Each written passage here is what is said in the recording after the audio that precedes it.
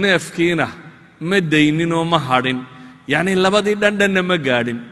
qofka diinta xuduuddeeda intuu is dhaafiyo marka hore xamaasaddu ay digdigta ku qaadaa meel dhaxun buu ku gebagaboobaba la yidhaahdaa ma dhammaystiro meel dhaxun buu warkiisu ku koobtaa waxaanu noqdaa kaa nebigu uu leeyahay laa ardan qatac walaa dahran abqa dhul lama jarin ee neefkiina ma daynin waa runtii tashbiih aad u cajiiba saxaabadii cilmiga lahayd iyaga laftoodu saasay isu tareengaraynayeen waxaa jirta nebigu calayhi salaatu wasalaam markii uu saxaabada walaalaynayay raggii uu walaaleeyey waxaa ka mid ahaa salmaan alfarisi iyo abidardaa dabeetana abidardaa baa wuxuu soo booqday gurigii salmaan buu yimi wuxuu arkay haweenaydii abidardaa uu qabay oo aan ka muuqanin haweennimadii yacnii haweenku marka ninkoodu joogo waxaa la yaqaanaa inay qurxoon yihiin oo isqurxiso laakiin markay cidlada iska joogtee keligee tahay inay mutabadala tahay odaygeediina waa jooga gabadh isdhowrta oo ishagaajisay oo yacnii gabadhnimo isu dhigtayna kama muuqato dabeetana wuxuu idhi maa sha'nuk naa maxaa kugu dhacay buu weydiiyey markaa salmaan gabadhii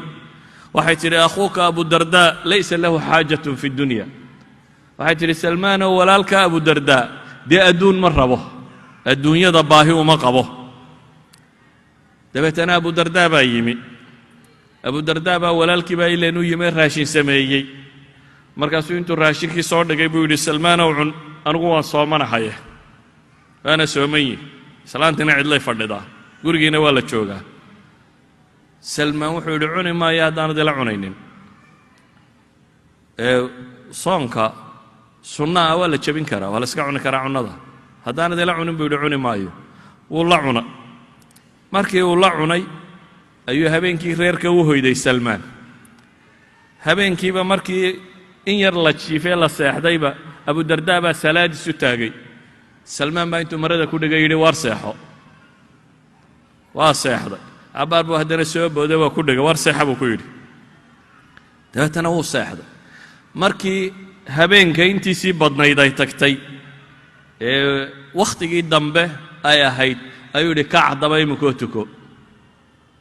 wakhtigii salaadda subax wakhti ka yaro horreeya ayuu yidhi kac haddaba iminka oo tuko wuu tukaday labadoodiiba waa wada tukadeen markaasuu wuxuu salmaan ku yidhi abidardaa isagoo la hadlaya inna lirabbika calayka xaqa abidardaayow rabbi xaq buu kugu leeyahay naftaaduna xaq bay kugu leedahay reerkuna xaq buu kugu leeyahay ee qof kastoo xaq leh xaqiisa sii warkii ayuu qaaday markaasi abidardaa oo waxaa loo sheegay nebiga calayhi salaatu wasalaam dabeetana nebigu wuxuu yidhi sadaqa salmaan run buu sheegay salmaan sida uu sheegayo yacnii qofka mu'minka waxaa looga baahan yahay in cibaadaadkiisa diintiisa mucaamalaadkiisa wixiisuba inay sharciga waafaqsan yihiin salaad baan tukanayaa waxaan dayacayaa xuquuq kale ma shareecada kuma soconayso waxayna kaga filan qaar baa fahamku ka qaldamay maangaabnimo daraaddeed oo iyana xadgudbay axaadiista maalan nebiga calayhi salaatu wasalaam ka sugan waxaa ka mid ah nin baa u yimi nebiga dulkhuwaysara la odhan jiray dabeetana nebigu isagoo xooladad u qaybiyey buu wuxuu ku yidhi yaa muxamed qad ra'aytu maa sanacta fii hada alyowm maanta waxaad